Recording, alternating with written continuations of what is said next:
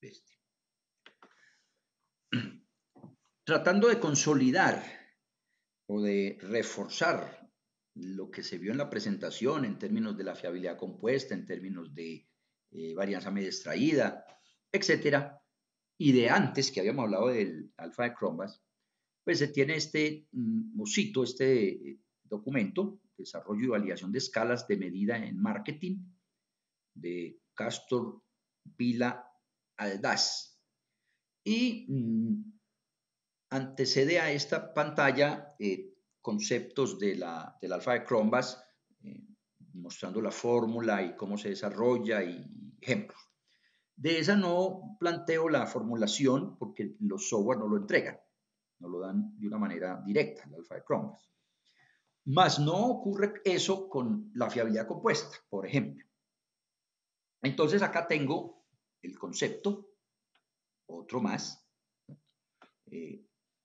Dice que el alfa de Cronbach permite analizar la fiabilidad de un conjunto de indicadores utilizados para medir un constructo. Pero en la investigación en marketing, y yo diría en todas, no aparece implicado un solo constructo, sino varios. Entonces el alfa de Cronbach para cada factor por separado no tiene en cuenta la influencia sobre la fiabilidad del resto de constructos. Y por esta razón nos cita los dos autores muy famosos y mencionados en este tema de SEM, Fornell y Larker, proponen el cálculo de la fiabilidad compuesta. Por lo tanto, este es el que ya se estila presentar en los informes. ¿Cuál es la fórmula?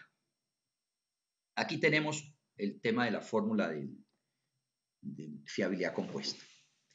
Sumatoria de L y J, pero resulta que estas L son lo que estamos llamando la carga factorial estandarizada.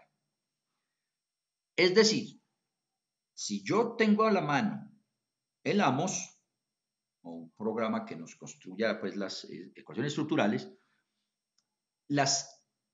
los coeficientes que salen de la variable latente hacia los constructos, hacia las variables observables, son las denominadas cargas factoriales estandarizadas. Entonces ahí tengo el insumo, cargas factoriales. Si no lo tengo o no lo quiero usar de primera mano, pues entonces en el SPSS o cualquier software que nos construya el procedimiento o que nos pueda desarrollar el procedimiento, entonces nos va a producir los coeficientes de correlación, que realmente los coeficientes de correlación son los L's. Entonces en el SPSS vamos a correr el análisis de factor y esos valores que encontremos, o sea, en la matriz de factorial, son los insumos para calcular el índice de fiabilidad compuesta. Ahora, en lo que me plantean del índice de fiabilidad compuesta, asume que entre cada factor puede haber relación. No, aquí no asumimos, aquí se va a verificar si cumple fiabilidad o no.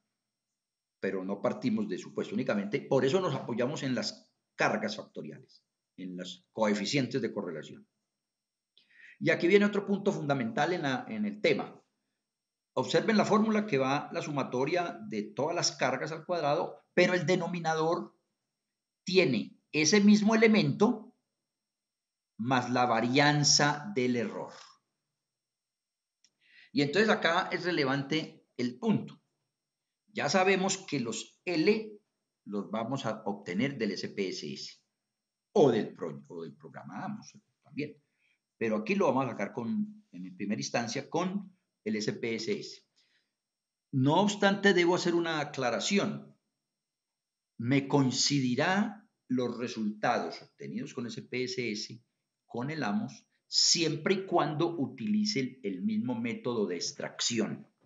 Eso es fundamental. Ya hemos mencionado que el tema de máxima verosimilitud es lo más sugerido por la forma de estimar valga la redundancia, los estimadores, y nos puede calcular intervalos de confianza. El método de máxima verosimilitud lo vamos a solicitar en el SPSS y ahí sí nos concordará con los otros software, con el otro software del AMOS, porque ahí sí coincide. Esas cargas entonces serán estas celes y ya las vamos a observar. Y tenemos el tema de la sumatoria de las varianzas de los errores, pero observen lo que nos mencionan sobre la varianza del error. La varianza del término de error asociado a cada uno de sus indicadores se puede calcular como 1 menos las cargas al cuadrado.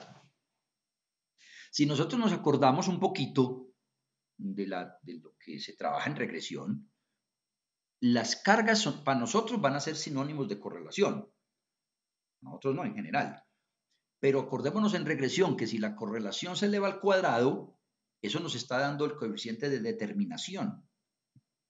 Y eso lo que me dice es que tanto explica las variables lo que esté tratando de medir o de estimar mejor. R al cuadrado, intuitivamente, eso es un coeficiente de determinación, el porcentaje de explicación que yo tengo. Ahora, si yo hago 1 menos eso, pues entonces lo que estoy diciendo es lo que no me explica. 1 menos lo que me explica, un porcentaje de explicación, es lo que no. Esa es la varianza del error. Ahora que hablemos un poco de la varianza media extraída también, está este mismo concepto. Por lo tanto, lo que estamos calculando aquí es el índice de fiabilidad compuesto es las cargas, o sea, los coeficientes que se usan acá, sobre el total de la variación. Por lo tanto, siempre, mientras más alto, mientras más grande, es mejor. ¿Cierto?